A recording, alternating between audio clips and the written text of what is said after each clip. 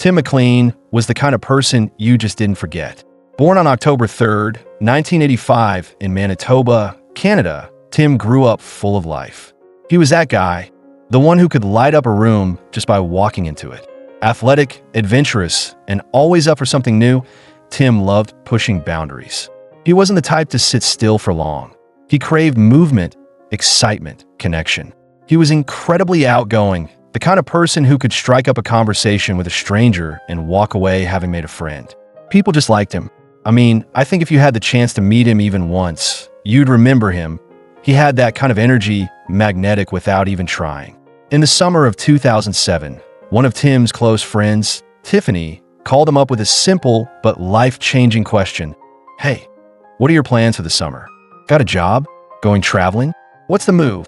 Tim, being his spontaneous self, admitted he didn't really have anything set. No plans, no schedules, just open roads ahead. And so Tiffany said something that would spark a whole new chapter in his life. "Pack a bag for at least a week, maybe longer. Let's just go. No destination, no detailed itinerary, just pure adventure." Honestly, I love that. Sometimes the best memories are born from the unknown. The two of them just set off, hearts full of excitement and zero expectations. Somewhere along the way, they stumbled upon a traveling carnival, the kind that toured all across Canada, and immediately it felt like the perfect fit. They both landed jobs there, and it couldn't have suited Tim more.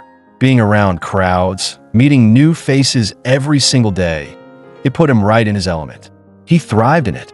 During the day, Tim worked hard under the open sky, surrounded by the buzz of carnival rides and the smell of popcorn and fried foods. And at night, it was a completely different kind of magic. The carnival crew would throw these wild, unforgettable parties, the kind where laughter spilled into the early hours and no one really cared what tomorrow would bring. It wasn't just a summer fling with the carnival either. Tim and Tiffany loved the lifestyle so much they stuck with it, traveling town to town, season to season. What started as a spontaneous summer road trip turned into a full year of adventure, freedom, and living life on their own terms. Working the carnival circuit, seeing Canada through a lens that most people would never experience. Honestly, I think it sounded like a dream to just let go, live in the moment, and find family in the most unexpected places. By the summer of 2008, life was starting to feel a little different for Tim. He had just turned 22, and with that birthday came a quiet realization. Maybe it was time to slow down a little, to start building something more permanent.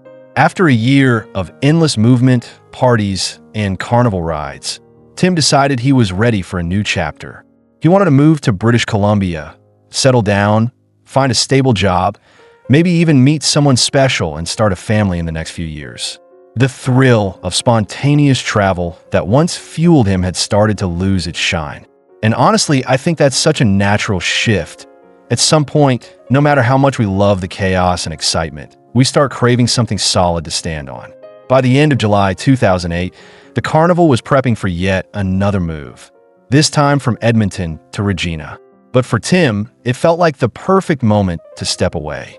Instead of packing up for another city with the carnival crew, he made the decision to head home to Winnipeg, where his family was waiting and his new dreams were beginning to take shape. The distance from Edmonton to Winnipeg wasn't small. It was huge, either a grueling 24-hour bus ride or a much quicker 2-hour flight. But like a lot of carnival workers, Tim didn't have much money saved. Most of what they earned went right back into living, drinks, nights out, whatever it took to keep the spirit alive on the road. Tim's friends at the carnival, knowing how far he had to go, offered to chip in and help buy him a plane ticket. It was a sweet gesture, and honestly, it says a lot about the bond they had all built together during that year. But Tim, being Tim, didn't want to burden anyone. He shrugged it off, saying he didn't mind taking the 24-hour Greyhound bus ride back home. He had done long trips before, and besides, he didn't want his friends to spend their hard-earned money on him. I think that really shows what kind of person he was. Independent, thoughtful. He was the kind of guy who would rather take the harder path himself than make others feel obligated. And so, without much fuss, Tim booked himself a seat on that Greyhound bus, ready to head home, ready to start the next chapter of his life. At exactly 1 minute past midnight on July 30th, 2008, Tim McLean boarded Greyhound Bus 1170 in Edmonton, Alberta. This was the start of his long, 24-hour journey back home to Winnipeg, the trip that would mark the end of his Carnival adventure, and hopefully, the beginning of a new, more grounded chapter of his life. Tim, like always, gravitated toward the back of the bus. He found a seat just 2 rows ahead of the toilets, tucked away where he could relax undisturbed. The bus wasn't packed, so he settled in comfortably, staring out into the dark night as the journey began. The bus had several scheduled stops along the way, a slow, steady crawl across the Canadian provinces. For most of the journey, everything was perfectly normal. Tim even drifted off to sleep, the hum of the engine and the gentle rocking of the bus lulling him into rest.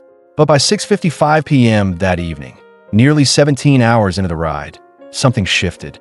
The bus pulled into a small town called Erickson, Manitoba. It wasn't far from home now. A handful of new passengers got on, but the bus still wasn't full enough to force anyone to sit next to someone else unless they really wanted to. Tim was still asleep at this point, tucked against the window at the back, undisturbed as the new passengers filtered in and mostly filled seats toward the front. After a few hours, the bus stopped again in another city for a short meal break. Tim woke up, stretched, got off the bus, grabbed something to eat, just like anyone would, and then boarded again, ready to finish the last stretch of his journey. But when the passengers reboard, one man made a curious choice. A man who had gotten on back in Erickson, a tall, middle-aged Chinese man with a shaved head and dark sunglasses, decided to change seats. Originally, he had been sitting comfortably near the front, but this time he grabbed his belongings, stood up, and started walking slowly down the aisle, scanning each person he passed. And honestly, I think that's the kind of thing that would send a small ripple of discomfort through you if you noticed it. There was something unsettling about the way he did it, deliberate, almost like he was analyzing everyone. He didn't have to sit next to anyone. There were still plenty of empty seats. But he kept moving toward the very back until he reached Tim. Tim, always the friendly one, acknowledged him. Probably something simple, like, "Hey, how's it going?" The kind of thing Tim would say to anyone without a second thought. Without hesitation, the man chose to sit right next to Tim. Tim didn't think much of it. He was tired, probably full from his meal, and he just leaned back against the window and drifted back to sleep. But while Tim slept, other passengers began noticing some strange behaviors from the man sitting beside him. He was holding a full roll of toilet paper, and he never once let it go. Even when he needed both hands to unscrew the cap of a massive 2-liter bottle of iced tea, he would wedge the toilet roll under his chin rather than set it down.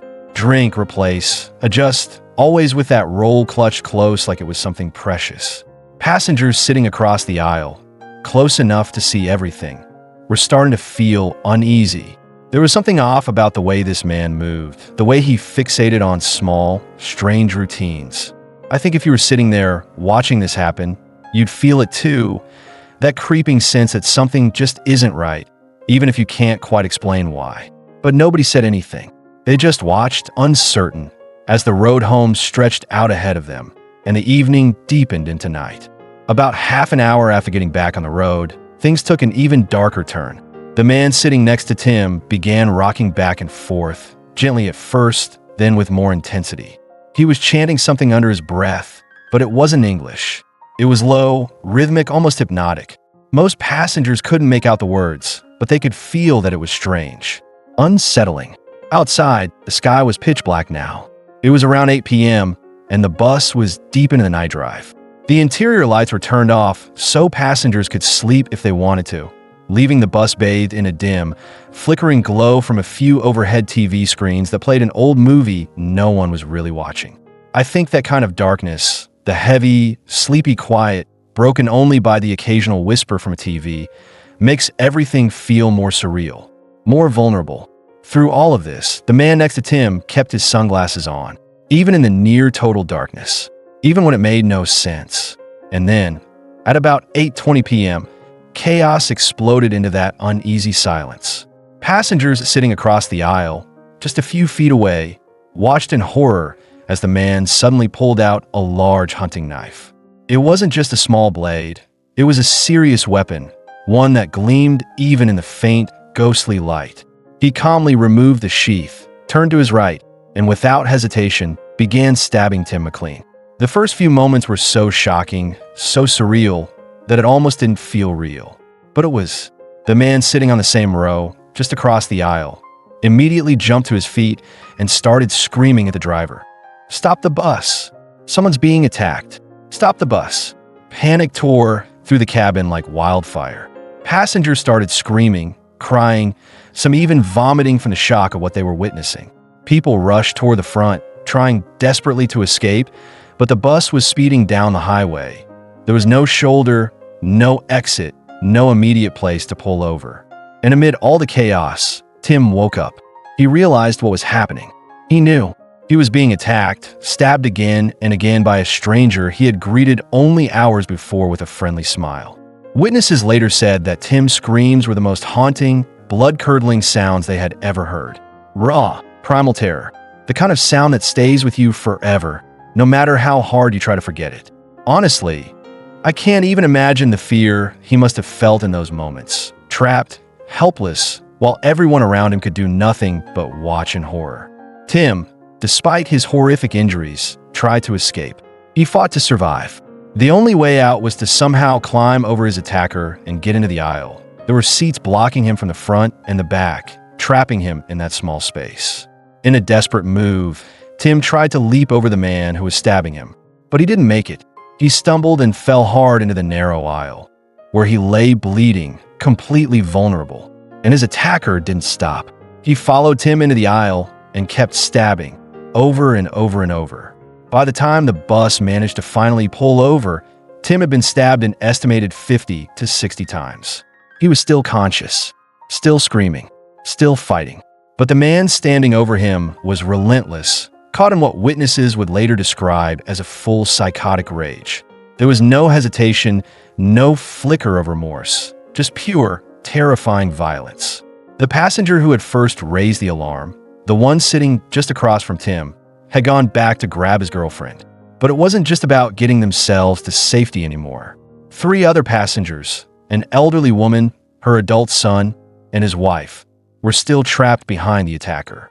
There was no clear path to the exit. Thinking fast, the man and his wife helped the trapped passengers scramble over the backs of the seats, climbing like in a nightmare just to get away. In the end, everyone except Tim and his attacker, made it off the bus. The driver acted quickly, locking the bus doors from the outside and immobilizing the engine so that the bus couldn't be driven anywhere, so the attacker couldn't take control. And then they were just left there, standing on the side of the highway, in the dark, broken, terrified. Some people were crying uncontrollably. Some were vomiting from a shock. Others were having seizures from the sheer trauma of what they had witnessed. Honestly, I think it's impossible to imagine the depth of fear and helplessness they must have felt in those moments. Watching from a distance, knowing someone was dying just a few feet away, and there was nothing they could do. At the same time, out on the open road, a truck driver named Chris Alguire was making his way along that same stretch of highway. As he drove, he noticed the Greyhound bus pulled over awkwardly on the side of the road, and a group of people gathered around it, frantic, almost chaotic, curious and concerned. Chris slowed down and rolled down his window to see what was happening. Before he could even fully stop, a panicked woman ran toward his truck, shouting, "Help! Someone's being stabbed to death on that bus." In that instant, Chris realized this wasn't just a breakdown. It was something much, much worse. Chris quickly pulled his truck over to the side of the highway, right next to the stranded Greyhound. Without wasting a second, he climbed into the back of his truck and grabbed the heaviest metal bar he could find. Anything he could use to defend himself and maybe save a life. Together with a bus driver and another male passenger, Chris made his way toward the bus. They boarded through the front, slowly, cautiously. The dim flicker from the overhead TV screens was still the only light inside, casting everything in a haunting, almost surreal glow. Standing at the front of the aisle, the 3 men froze. They could see the attacker clearly now, hunched over Tim's body, stabbing him again and again with horrifying, mechanical movements. It was clear almost immediately Tim was gone. There was nothing left they could do for him. By this point, the attacker had stabbed Tim well over 100 times, far beyond anything a human body could endure. Even if they somehow managed to pull the man off him, it wouldn't have saved him. It was too late. For a brief, chilling moment, the attacker paused and looked up at them. No words, no anger, just an empty, expressionless stare. A look so void of humanity that later, Chris would describe it simply as empty. I think that kind of look, pure, blank emptiness, would be even more terrifying than rage. Because at least anger is human. This was something else. The three men just stood there, paralyzed with fear and disbelief. Weapons in hand, but rooted to the spot. And then, without a word, the attacker shifted to the other side of Tim's body, calmly knelt down, and began beheading him. The men could do nothing but watch, trapped by horror. The weight of the moment so overwhelming that their bodies refused to move. Honestly, I can't even imagine the terror they must have felt. The primal instinct to run battling against the equally strong instinct to fight, and yet being stuck, frozen between the two. When the attacker finished, he stood up, Tim's head in one hand, the bloodied hunting knife in the other, and began walking toward them. That was when survival instincts finally kicked in. Adrenaline surged. There was no time to think, no time to plan. The three men realized in that instant that they couldn't save Tim, but they could still protect everyone else. There were dozens of survivors outside. Men, women, children, all terrified and defenseless. They knew fighting this attacker directly was too dangerous. He showed no fear, no hesitation, and he was still armed. So they ran. They sprinted off the bus, jumped to the ground, and immediately began barricading the doors as best they could, using anything they had, their bodies, whatever they could find, to trap the attacker inside. Their goal wasn't to confront him anymore. It was to contain him, to stop him from reaching the people outside. There was no saving Tim now, but there were still lives to protect, and they were determined not to let this nightmare claim anyone else. By now, of course, someone had already called the police, but because they were stranded in the middle of a remote stretch of highway, it took time for help to arrive. Precious, agonizing time. While the survivors, traumatized, crying, shaking, stood barricading the doors from the outside, the attacker inside remained strangely calm. He approached the door where Chris and the others had been standing guard just moments before. But he didn't try to fight his way out. He didn't even try to open the door. Instead, in one of the most chilling moments of the entire ordeal, he simply displayed Tim's severed head to the glass, lifting it up alongside his knife like some grotesque trophy, before turning and casually walking back toward the rear of the bus. He wasn't trying to escape. He wasn't trying to hide. It was like he wanted people to see. I think that must have been one of the most soul-shattering things for the survivors to witness. The horror wasn't just happening behind closed doors. It was being shown to them. Over the next horrifying minutes, the attacker paced up and down the length of the aisle, holding Tim's head for everyone, stranded passengers outside, drivers passing by on the highway, to see, as if it was some sick prize he was proud of. By now, a few police cars had pulled up to the scene. Officers stood outside their vehicles, weapons drawn, but they didn't rush in. They waited. They were holding for the arrival of a full tactical SWAT team and for clear orders. This wasn't something they could just storm into recklessly. The man inside wasn't behaving rationally. He was deep inside a psychotic break, and the risk of more violence was terrifyingly high. The strategy, as painful as it was to watch, was to wait him out. Honestly, I think that must have been excruciating for everyone there, knowing what was happening inside, but being told to hold back, to wait, to hope. The idea was that if they gave the attacker enough time, he might exhaust himself, might drift out of the violent episode he was trapped in. And if he calmed down, they could arrest him without a deadly confrontation, without risking more lives, including the officers and possibly even other civilians if things escalated. Inside the bus, the horror didn't stop. The attacker returned to Tim's body, and in another devastating escalation, he began severing parts of Tim's body and eating them. The police, the SWAT team, the survivors, they had to endure 4 more hours of this nightmare, standing outside, watching, waiting, knowing there was nothing they could do to undo the damage already done. At one point, the attacker even tried to sit behind the driver's seat and start the bus, perhaps thinking he could drive away. But thankfully, the bus driver had engaged the immobilizer system before fleeing. The engine was dead. Thank God for that, because if it hadn't been, who knows what new disaster could have unfolded. A high-speed crash, more deaths, more chaos. No one even knew if the attacker could actually drive. But at that point, it didn't matter. The danger was far too real. So they waited, as the minutes stretched into hours, as the darkness pressed harder against the broken scene on the highway. And they hoped that somehow this nightmare would end without more blood being spilled. After a couple of hours, the situation on the highway finally began to settle, at least physically, though emotionally, the wounds would be wide open for a long, long time. The surviving passengers, still in deep shock, were transported from the side of the road to nearby police stations. Even some of the first officers who had arrived at the scene were taken in too, because they, just like the passengers, were traumatized by what they had witnessed. Honestly, I think it says everything that even trained police officers needed, that kind of immediate care. This wasn't something you could just shake off or forget. Finally, at around 1:30 a.m., almost 5 full hours after the attack on Tim McLean had first begun, the situation reached a breaking point. The attacker tried to smash one of the bus's back windows in an attempt to escape. That was the moment officers were waiting for. They fired 2 taser shots, hitting him. He was wrestled to the ground, handcuffed, and finally taken into custody without further violence. Immediately, forensic teams flooded the scene. Inside that Greyhound bus, they found devastation beyond words. Pieces of Tim's body scattered across the seats and floor. A scene so horrific, so unimaginable, that even hardened investigators later admitted it haunted them. By morning, the story had exploded into headlines around the world. It was everywhere. Every news channel, every website. The kind of story you pray is fake when you first hear it, because the reality is just too horrific to comprehend. But even though the world knew something terrible had happened, there was still no name, no confirmed identity, no word for the family that mattered most.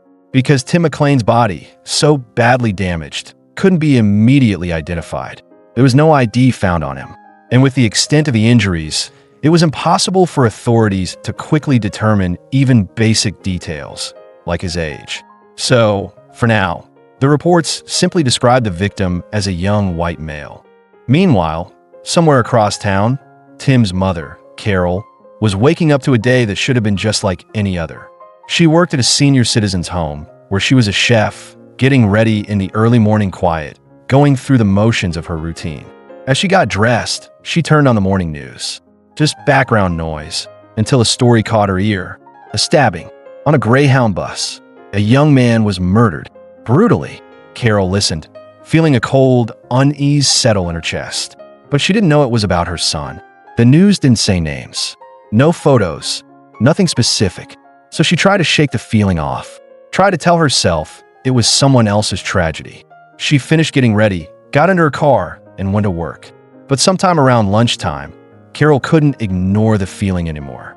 A deep, sinking dread grew heavy in her stomach. The kind you can't rationalize away, no matter how hard you try. I think that kind of instinct, that mother's intuition, it's something deeper than words. Something ancient, unexplainable. Still, Carol told herself that Tim was safe. He should have been in Winnipeg by now. She believed he was already home. She didn't know that her life was about to change forever. At the senior citizen's home, where Carol worked, the mood that day was somber. She had prepared a meal for the residents, just like she always did. The TV in the corner kept running the same awful story about the Greyhound bus attack. Updates trickling in slowly, each more horrifying than the last. Right before serving the meal, the residents all decided to say grace. And in that prayer, they added a special plea. A prayer for the family of the young man who had lost his life so brutally on that bus. They didn't know, of course. They couldn't have known that the mother of that young man, the very woman they were praying for, was standing right there among them, praying too, unknowingly praying for her own shattered family. Honestly, I think there's something both heartbreakingly beautiful and unbearably tragic about that moment. A room full of strangers reaching out with kindness, while the worst truth remained hidden. After the prayer, Carol, still trying to shake off the unease gnawing at her, turned to one of the residents and said, half jokingly but with a nervous edge, "Wow, that could have been my son. My son was supposed to be on a bus around that same time, on that same route from Edmonton to Winnipeg." She said it without realizing just how close to the truth she already was. Meanwhile, Tim's father, Tim Sr., was at home getting ready for dinner. Tim was supposed to be there that night, sitting around the table, laughing, telling stories. Wanted to make the night special. Tim's father went out to pick up Tim's favorite meal, fried chicken. But when he returned, something was wrong. Very wrong. All of Tim's friends were gathered outside the house, standing in a tight group, their faces grim and serious. But Tim wasn't with them.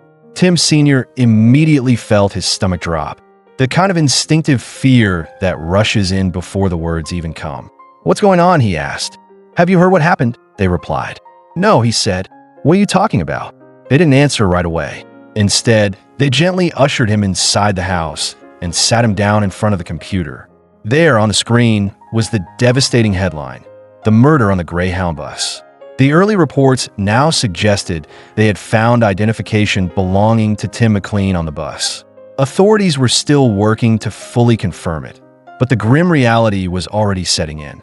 At around 7:30 p.m. that evening, Tim's father picked up the phone, his hands probably shaking, and called Carol. He had to tell her what no parent should ever have to hear. He confirmed the worst. The victim on the Greyhound bus, the one the whole world was hearing about, was their son, Tim McLean, the lively, adventurous, loving son they had raised, gone in a way no one could ever have imagined. Back at the police station, the man responsible for this unimaginable horror was finally identified. His name was Vincent Lee, a 41-year-old Chinese immigrant who at the time was working 3 different jobs just to make a living. As part of the investigation, police ordered Lee to change out of his blood-soaked clothes, which would be used as crucial evidence. When they searched his pockets, they found something that left even the seasoned officers shaken to their core. Inside his pockets were pieces of Tim McLean, his ear, his nose, and his tongue. And as the forensic investigation deepened, they made an even more devastating discovery. Some parts of Tim, including his eyes and a portion of his heart, were never found. It was believed that Vincent Lee had consumed them during the attack, along with other pieces of flesh. Honestly, I think there are no words that can ever fully capture the horror of that realization, not just for Tim's family, but for everyone who would ever hear about what happened that night. During questioning, Vincent Lee calmly recounted the events leading up to the attack, and what he told them was chilling. Lee had actually boarded the exact same bus route, the one from Edmonton to Winnipeg, 24 hours before the night he encountered Tim McLean. He traveled the same highway on the same Greyhound line. But for reasons even he struggled to fully explain, he got off the bus early, hours before reaching Winnipeg. He stepped off in Erickson, a small, quiet town, even though he had already paid for a ticket all the way to the final stop. The price difference between Erickson and Winnipeg wasn't huge, but it was clear that originally he had intended to make the full journey. Something made him change course, and that something became a critical piece of understanding what had happened. Vincent Lee was later diagnosed with untreated, severe schizophrenia, a mental illness he had been living with silently for years. He heard voices inside his head, voices that he believed were divine commands from God. According to Lee, it was these voices that told him to get off the bus early, that directed his steps, that would later instruct him to do the unthinkable. I think this realization, that the horror of what happened was fueled by untreated, uncontrollable mental illness, doesn't erase the pain or make the loss any less devastating. But it does add a heartbreaking layer of tragedy to the story. The knowledge that maybe, just maybe, if someone had been able to help him earlier, Tim might still be alive. A few days before the attack, the voices in Vincent Lee's head had given him a chilling warning. They told him that someone, though they never said who, was going to try to kill him. And so, following the command of those voices, Vincent bought a knife to defend himself. That same knife would later become the weapon he used to take Tim McLean's life. When Vincent got off the bus early in Erickson, he believed he was still following divine orders. He wasn't thinking logically. He wasn't thinking at all, really. He was just waiting for the next instruction. Vincent sat down on a bench at the edge of town, staring ahead, frozen, waiting for something, anything. Witnesses later said he acted bizarrely. At one point, a truck drove slowly past the bench where Vincent sat. Reacting in fear, or maybe confusion, Vincent pulled out his knife as if ready to attack. But the truck didn't stop. It sped up and drove away before anything could happen. And so Vincent simply sat back down. waiting, silent, motionless. All night he sat there, eyes wide open, body stiff, not moving, not sleeping. I think that image alone, a man frozen on a bench in the dead of night, gripped by voices no one else could hear, is almost as haunting as what came after, because it shows how lost he already was before he ever boarded that final bus. The next morning, still without sleep and still without a new order, Vincent pulled out a laptop from his bag. For reasons that even he later couldn't fully explain, he taped a sign to it that simply read, "Laptop for sale, $600. He set it down in front of him, waiting to see if anyone would come by. No voice had told him to do this. It seemed almost like a desperate attempt at human interaction. A 16-year-old boy who worked across the road noticed the odd sight. As he walked past, Vincent asked if he wanted to buy the laptop. The boy read the sign and politely declined, saying he didn't have $600. Without missing a beat, Vincent dropped the price. "What about $60? It was a good deal." The boy agreed, handed over the cash, and took the laptop. That, unbelievably, was the only human interaction Vincent had during his entire 24 hours in Erickson. No one else, no conversations, just silent waiting and the voices. When another day passed and no new order came, Vincent finally decided to move. He boarded the next Greyhound bus heading toward Winnipeg, the very same route he had traveled just the day before. Only this time, it wasn't just any bus. It was bus 1170, the bus Tim McLean was on. When he first boarded, Vincent chose a seat near the front, sitting alone, quietly. But after an hour or so, when the bus made its next stop, something changed. He gathered his belongings. He stood up, and slowly, methodically, he moved down the aisle, scanning the faces of the other passengers. And then he saw Tim. Tim, who, in the spirit of kindness he showed to everyone, simply smiled and acknowledged him. A simple, human gesture. "Aye, oranod," something most people wouldn't even think twice about. And for reasons no one will ever fully understand, Vincent chose him. Honestly, I think it's one of the most heartbreaking parts of this story, that Tim's kindness, his openness to a stranger, might have been what made him stand out. There was no obvious reason, no grand plan, no specific target, just a chance encounter. One good soul crossing paths with another soul too far lost to save. At around 8:20 p.m. that night, after nearly 24 hours of silence, Vincent Lee said he heard the voice again. Clear, commanding. In his mind, it was God, and he was giving Vincent an order, kill him, meaning Tim McLean. And so Vincent did. After Tim was dead, the voices didn't stop. They gave him another horrific command, dismember the body and destroy it. The voices told Vincent that if he didn't, Tim would somehow come back to life and kill him. Terrified and trapped inside that broken reality, Vincent obeyed. He later explained to investigators that he believed the only way to truly dispose of Tim was to consume him, because he couldn't hide or bury the body on a moving bus. So he did the unthinkable, right there in the aisle, under the dim, flickering TV screens. I think understanding this part, not excusing, but understanding, is key to seeing just how deeply lost Vincent was in his psychosis. Because this wasn't human evil in the traditional sense. It was the complete collapse of reality inside one man's mind. It was obvious to everyone involved that Vincent Lee was suffering from a severe, untreated mental illness. This was not the act of someone who understood what he was doing in any rational or moral sense. Psychiatrists assessed him thoroughly after his arrest. Finally, at the age of 41, Vincent Lee was diagnosed with schizophrenia, a diagnosis that experts believe should have been made decades earlier. They concluded that he had likely been living with the disorder since he was about 20 years old, silently battling hallucinations and delusions for half his life, without help, without treatment. Vincent often told the psychiatrists that God was evil, and because he believed he himself was evil too, he thought God liked him, even favored him. In Vincent's mind, God had chosen him to carry out acts of murder on earth. He also said that God specifically picked Tim McLean as the victim. Although Vincent didn't know why Tim was chosen, he accepted it as divine instruction. After the murder, Vincent fully expected, even wanted, to be executed. He told psychiatrists that God now wanted him dead, that this was his punishment for carrying out the act. And because Canada doesn't have the death penalty, Vincent repeatedly said that if no one else would kill him, he would eventually take his own life. Honestly, I think that adds another layer of tragedy to an already unbearable story. A man so trapped inside his illness that he couldn't see any future for himself beyond death. In court, after lengthy psychiatric evaluations, Vincent Lee was ultimately found not criminally responsible for the murder of Tim McLean. Because in that moment, in those hours on the bus, Vincent wasn't acting out of malice, hatred, or conscious cruelty.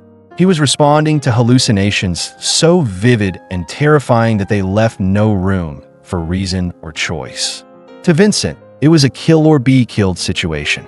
He truly, fully believed that if he didn't kill Tim, he himself would die. Instead of being sent to a traditional prison, Vincent Lee was committed to a high-security psychiatric hospital. There, he was treated for his schizophrenia under strict medical supervision. According to the legal system, his punishment wasn't about retribution, it was about treatment, helping him regain a grip on reality, helping him exist without being ruled by the terrifying voices that had controlled him for so long. Under Canadian law, Vincent could have been eligible for release as early as 2012, just 3 years after Tim McLean's death. But that didn't happen. His mental state didn't stabilize quickly enough, and the seriousness of what had happened weighed heavily on every evaluation. Doctors and review boards moved cautiously, aware of the gravity of the crime and the sheer devastation it had caused. Honestly, I think even the idea that he could have been released that early felt unimaginable to many people, to Tim's family, to the public, to anyone who had followed the case. It was just too raw, too painful. In the aftermath of the attack, Greyhound Canada also faced a wave of public scrutiny. Out of respect, and probably out of pure necessity, they pulled one of their ongoing advertising campaigns that had featured the slogan, "There's a reason you've never heard of bus rage." Given the horror that unfolded on one of their buses, it was painfully clear why that slogan had to disappear. But amid the heartbreak and careful mourning, there was one move that left a lot of people, myself included, feeling completely outraged. Within a year of Tim McLean's murder, the animal rights organization PETA, People for the Ethical Treatment of Animals, attempted to launch an ad campaign. Their idea? To compare what happened to Tim to the everyday consumption of animals, to equate his brutal death to the act of eating meat. They tried to run this campaign in websites, newspapers, and magazines across Canada. And honestly, I think it was one of the most horrific displays of insensitivity imaginable. PETA's actions, trying to use Tim's murder as a marketing tool for their cause, showed a staggering lack of empathy toward Tim's family, toward the survivors, and toward everyone who had been touched by the tragedy. Fortunately, almost every platform they approached refused to publish the campaign. But the very fact that they even tried, that they looked at such a raw, human tragedy and thought, "Let's use this," was beyond infuriating. It was cruel. It was dehumanizing. And for Tim's family, who were already enduring the unimaginable, it was another gut-wrenching blow they never should have had to endure. In 2011, 3 years after that horrific night, 2 women who had been passengers on a Greyhound bus decided to take action. Both of them had lived through the unimaginable, trapped on the side of the highway, forced to watch from a distance as a man carried out horrors no human should ever see. They filed a lawsuit, not just against Greyhound, but also against the police and even the Canadian government. Their claim was clear. They had been psychologically and emotionally devastated by the event. They had been forced to watch, helpless, while the murderer walked up and down the bus, carrying Tim's head like some nightmarish trophy, for hours. They argued that the police could have acted sooner, that law enforcement could have stormed the bus earlier, used force if necessary, and ended the nightmare faster. Instead, the authorities had chosen to wait, to hold back, to let time pass while the scene inside the bus grew more and more grotesque. And now, the 2 women were left with scars no one could see, but that cut just as deep. Each woman was seeking $3 million in damages. Honestly, I think their pain was completely understandable.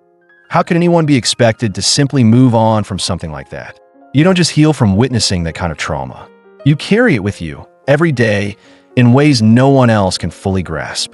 But strangely, and somewhat mysteriously, for years later, in 2015, both women dropped their lawsuits.